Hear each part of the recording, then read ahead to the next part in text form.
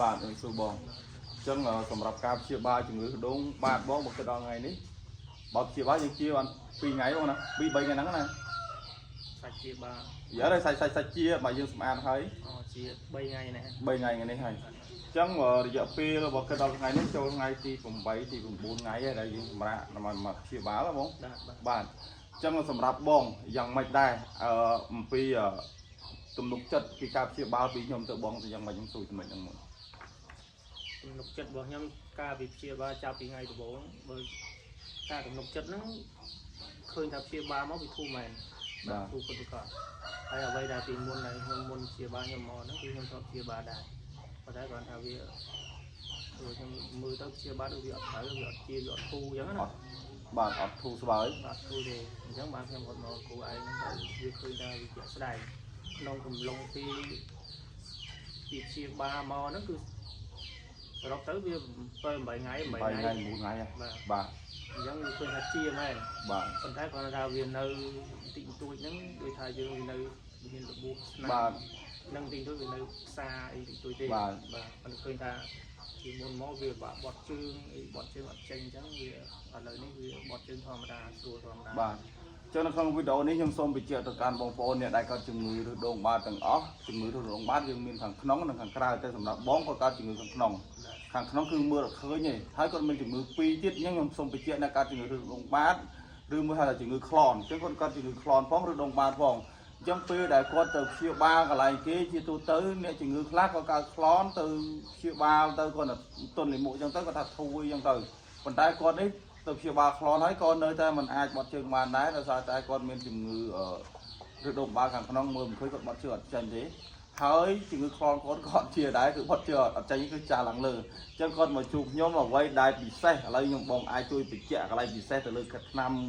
ក្លន់មកខ្ញុំអញ្ចឹងឆ្នាំក្លន់មកខ្ញុំនេះខ្ញុំតែងតែប្រាប់គេអ្នកខ្លះជឿខ្ញុំទេអ្នកកើត20 30ឆ្នាំប្រើឆ្នាំខ្ញុំគឺចំណាយពេលតែមួយថ្ងៃគឺ2ថ្ងៃឲ្យបត់ជើងស្រួលឡើងវិញសម្រាប់ទំនុកចិត្តទៅលើជំងឺក្លន់មួយទៀតយ៉ាងម៉េចវិញបងអានេះខ្ញុំបញ្ជាក់ថែមទៀតបាទចង់និយាយថារឿងបបាក់បត់ជើងហ្នឹងសំខាន់ជាងគេហ្មងបាទតែថាធ្វើឲ្យយើងទល់ធ្វើឲ្យយើងច្រាលឡើងលើនោះធ្វើឲ្យយើងតឹងហ្មងបាទហើយដល់ពេលខ្ញុំមកជួបគ្រូហ្នឹងគឺវាជាក់ស្ដែងគាត់ថាឆ្នាំហ្នឹងគឺប្រើតែមួយយប់បាទមកយកទៅគឺបត់ជើងបានស្រួលអញ្ចឹងខ្ញុំសូមបញ្ជាក់ទៅកាន់បងប្អូនអ្នកខ្លះគាត់ថាលោកគ្រូឆ្នាំអីក៏ប្រកែមិនហូបមួយថ្ងៃ2ថ្ងៃជាខ្ញុំប្រាប់បងប្អូនថាខ្ញុំមិនមែនអ៊ូតតែមាត់ទេសូម្បីតែបងមកពីគេមកហ្នឹងបត់ជើងមិនកើតអីមិនកើតហ្នឹងខ្ញុំថាឥឡូវទុកឲ្យអស់ចិត្តឆ្នាំគេសិនហើយចាំមកប្រើឆ្នាំខ្ញុំកុំឲ្យខ្ញុំព្យាបាលក្រោយគេស្រាប់ថា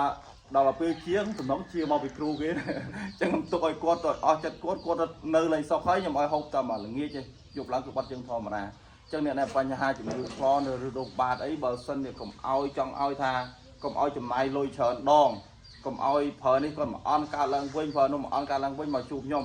ប្រភេទអីក៏ដោយឲ្យតែឬដុំបាតជំងឺក្លន់នេះមកជួបខ្ញុំមកប៉ុន្តែសូមដកករណី2អ្នកកើតខ្លាយទៅជាមហារីកហើយនឹងទឹកនោមផ្អែមអានឹងខ្ញុំអត់ទទួលទេសូមបញ្ជាក់ហើយជាចុងក្រោយក៏សូមអរគុណច្រើនណាបងដែលមានទំនុកចិត្តលើខ្ញុំហើយបើសិនជាមានការខុសឆ្គងឬហូបចុកអីមកគ្រប់គុណសូមអធិស្ឋានផងដែរអញ្ចឹងបងមានអ្វីចុងក្រោយផ្ដាំទៅអ្នកការដងបាតបន្ថែមទេថាទៅលើទំនុកចិត្តបងផ្ទាល់អ្នកព្យាបាលឥឡូវបងជួយបន្ថែមទៀតបាទចុងក្រោយនេះគឺខ្ញុំសូមផ្ដាំទៅអ្នកកើតជំងឺដងបាតដែលពិបាកបត់ជើង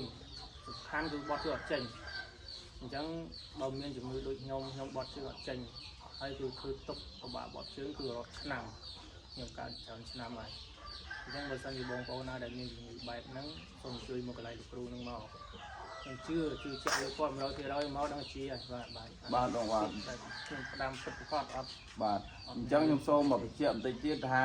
ការព្យាបាលរបស់ខ្ញុំនៅតែលម្អិតថាជានេះបងប្អូនបានខ្ញុំទទួលយកលុយហើយខ្ញុំទទួលកន្លែងហូបចុកនិងកន្លែងស្នាក់នៅហើយខ្ញុំធានាជូនបង3ឆ្នាំបន្ទាប់ទៀតបើកើតវិញក្រោម3ឆ្នាំខ្ញុំព្យាបាលយកលុយទេប៉ុន្តែពេលដែលព្យាបាលហើយខ្ញុំនឹងជូនថ្នាំយកទៅហូបបន្ថែមហើយនឹងខ្ញុំនឹងប្រាប់របៀបការហូបចុកថែទាំសុខភាពប្រចាំថ្ងៃអត់ឲ្យមានការឡើងវិញឲ្យតែស្ដាប់តាមការណែនាំខ្ញុំណាបងបាទអញ្ចឹងខ្ញុំសូមបញ្ជាក់នៅក្នុងវីដេអូនេះបន្តិចទៀតចឹងបើសិនជាបងប្អូនចង់ឲ្យសុខភាពបងប្អូនល្អបងប្អូនមុនពេលញ៉ាំបាយពេលព្រឹកបងប្អូនញ៉ាំល្ហុងទុំទៅណាបងប្អូនជួយទៅសម្រួលទៅកាពះពោះវៀនហើយ ពេលដែលព្យាបាលឬដងបាតហើយបងប្អូនអាចជួយបងប្អូនមកជីវិតមកចំកាត់ផ្លាច់កើតមកវិញទេអញ្ចឹងព្យាយាមញ៉ាំល្ហុងឬក៏ចេកអីពេលព្រឹកមុនបាយនឹងខ្ញុំសូមបញ្ជាក់ទាំងអស់គាត់ច្រើនមកអរគុណ